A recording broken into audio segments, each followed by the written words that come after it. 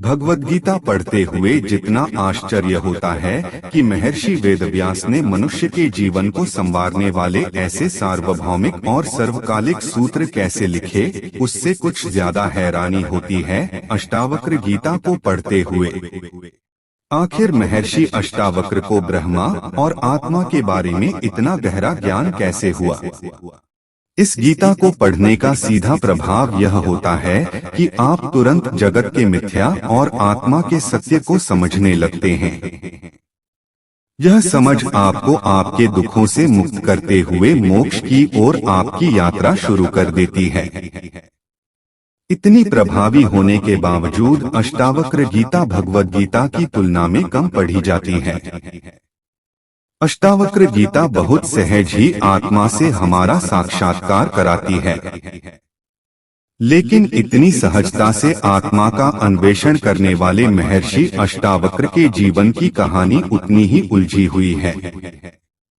आइए इस महानतम बाल ऋषि की जीवन गाथा से रूबरू होते हैं।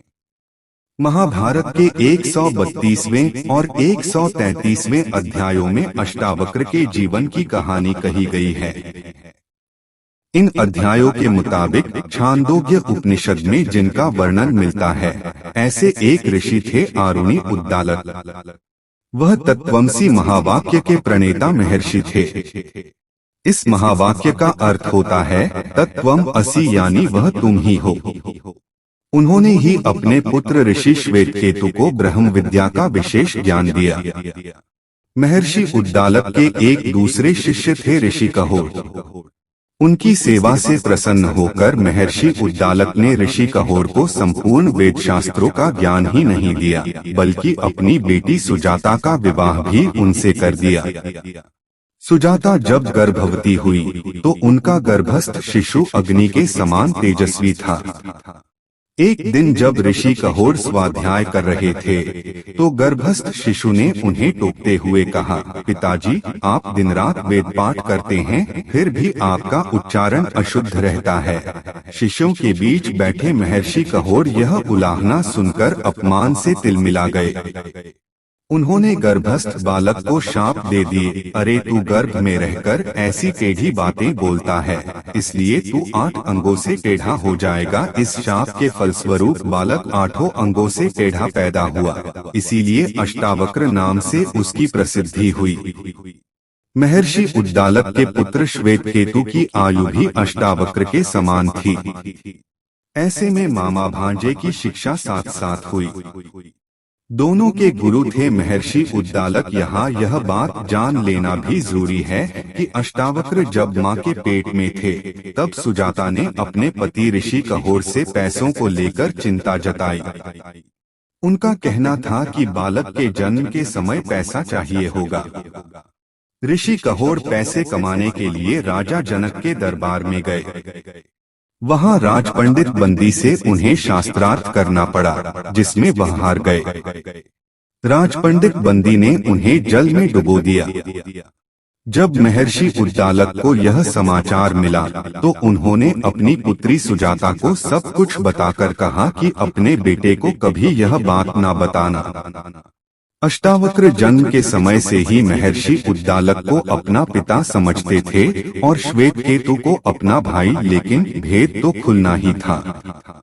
12 वर्ष की आयु में जब अष्टावक्र खुद को उनका पुत्र मानते हुए महर्षि उद्दालक की गोद में बैठे थे, तभी श्वेतकेतु वहां आए। उन्होंने अष्टावक्र का हाथ पकड़ा और खींचकर दूर ले गए। अष्टावक्र से कहा श्वेतकेतु ने कि यह तेरे पिता की गोदी नहीं है। इस घटना से दुखी बालक अष्टावक्र ने अपनी माँ से पूछा, मेरे पिता कहाँ हैं? बताओ। नहीं बताओगी तो मैं शाप दे दूंगा। अष्टावक्र के दुख को महसूस करते हुए और उसके शाप से घबराकर माँ सुजाता ने सारा रहस्य उनके सामने खोल दिया। इसे सुनकर बालक अष्टावक्र और दुखी हो गए। उन्होंने मन ही मन बंदी से बदला लेने का निश्चय किया और श्वेतकेतु के पास जाकर बोले, क्यों न राजा जनक की सभा में चला जाए।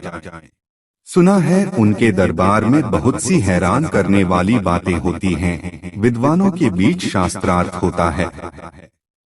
हम दोनों विद्वान ब्राह्मणों का शास्त्रार्थ सुनेंगे, हमें बढ़िया भोजन मिलेगा और हमारी प्रवचन शक्ति भी बढ़ेगी। खुद भी उच्च ज्ञान के प्रति जिज्ञासु होने के कारण श्वेतकेतु राजा जनक के यज्ञ में चलने के लिए तैयार हो गए।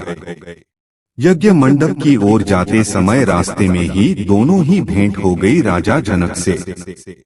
उस समय राज सेवक जब उन्हें मार्ग से हटने को कहने लगे तो अष्टावक्र बोले, जब तक ब्राह्मण का सामना ना हो तब तक अंधे, बहरे, स्त्री, बोझ ढोने वाले और राजा का मार्ग छोड़ देना चाहिए। लेकिन यदि ब्राह्मण मिल जाए तो सबसे पहले उसी को मार्ग देना चाहिए। यह सुनकर राजा जनक ने मार्ग छोड़ दिया और कहा, आग कभी छोटी नहीं होती। देवराज इंद्र भी सदा ब्राह्मणों के आगे मस्तक झुकाते हैं। इसके बाद यज्ञ के द्वार पर द्वारपाल ने कहा, हम पंडितराज बंदी के आज्ञा पालक हैं। उनकी आज्ञानुसार इस यज्ञ में बालक ब्राह्मण प्रवेश नहीं कर सकते। यहाँ वयोवृद्ध और बुद्धिमान ब्राह्मण का ही प्रवेश हो सकता है। इस पर अष्टावक्र बोले, हम लोग वृद्ध ही हैं, क्योंकि हमने ब्रह्मचर्य का पालन किया है और हम वेदों के प्रभाव से भी संपन्न हैं। हम गुरुजनों के सेवक हैं, जितेंद्रिय हैं और ज्ञान शास्त्र में भी परिनिष्ठित हैं। उम्र में बालक होने के कारण ही किसी ब्राह्मण को अपमानित करना उचित नहीं बताया गया है। आग की छोटी सी चिंगारी भी यदि छू जाए तो वह जला डालती है। उम्र में बड़ा होने, बाल पकने, धन बढ़ जाने और अधिक भाई बंधु हो जाने से ही कोई बड़ा नहीं हो जाता।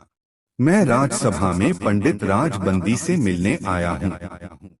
आज तुम हमें शास्त्रार्थ करते देखोगे और बंदी को परास्त हुआ पाओगे। द्वारपाल के संकेत करने पर उन्होंने राजा जनक से कहा, मैं अद्वैत ब्रह्मा के विषय में अपने विचार रखने आया हूँ।